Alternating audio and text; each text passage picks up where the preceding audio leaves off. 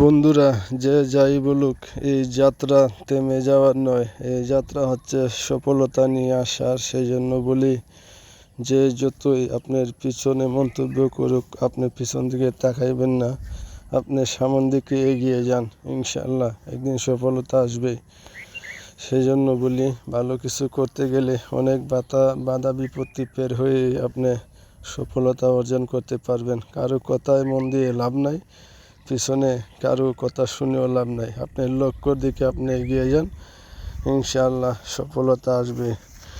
কারণ সফলতা আনতে অনেক কষ্ট করতে হয়। সেই জন্য বলি, কষ্ট করে যান ধৈর্য ধরে, ইনশাআল্লাহ সফল একদিন হবেনি।